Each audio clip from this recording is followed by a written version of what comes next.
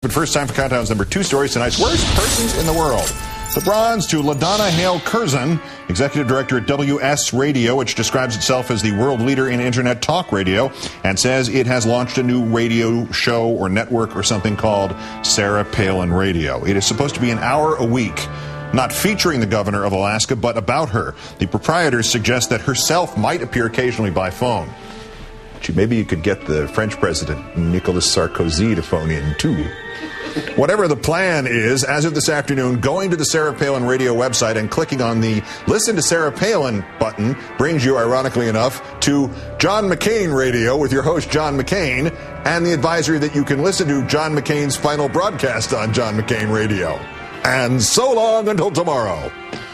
Our silver medalist tonight, Glenn Beck, who recently dropped out of reality-based media to join Fixed News, and to whom the last election is neither positive nor something he believes really happened. So the question is, he asks on radio, do states have the right to secede anymore? Because it was a compact. It's not perpetual. In fact, in the Declaration of Independence, it says it is our right, it is our responsibility to get away from a government who doesn't listen to us anymore. Do you ever even have a right to do that as a state anymore? Do you have the right to say, you know what, you guys are going down a path that I don't even agree with? Is that even possible?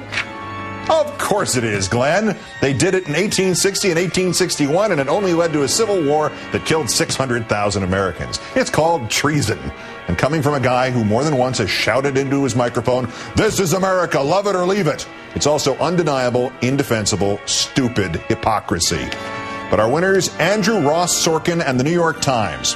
There are far worse transgressors. It's even been done on this network in the morning, in the afternoon, in the evening, but he started it. Mr. Sorkin was the one who wrote that at General Motors, quote, the average worker was paid about $70 an hour, including health care and pension costs.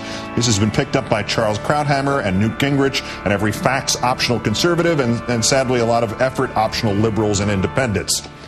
And it's bull crap. It's a way to come up with a big, outlandish, sexy number and a way to blame only the workers and the unions for the disaster in Detroit. The Center for Automotive Research said that the average hourly wage at GM, Chrysler, and Ford last year was not $70 an hour, but $28 an hour. So where does that crazy figure of 70 come from? If you take all the hourly wages the big three are paying its employees, and you add the health benefits that they get, and you add in their pensions, and you add in what the companies also pay in health benefits to their retired workers, and you add in the pensions they pay to their retired workers, and you add in the money they pay to the surviving spouses of the dead retired workers, you take that big number and then you divide it by the number of hours actually worked by just the active auto industry employees, your answer is then 70. But this is like asking, what's the average salary of everybody in the United States? And then you add in every pension or Social Security check being sent to anybody who's retired, but then you only divide it by the number of active workers. It's mathematically and intellectually dishonest. The guys who are spending this Thanksgiving in Detroit in dread of their jobs vanishing before Christmas are making $28 an hour, maybe $38 with benefits and pension. And now they're also getting this $70 an hour crap thrown at them too. All thanks to Andrew Ross Sorkin and the New York Times, today's worst persons in the world.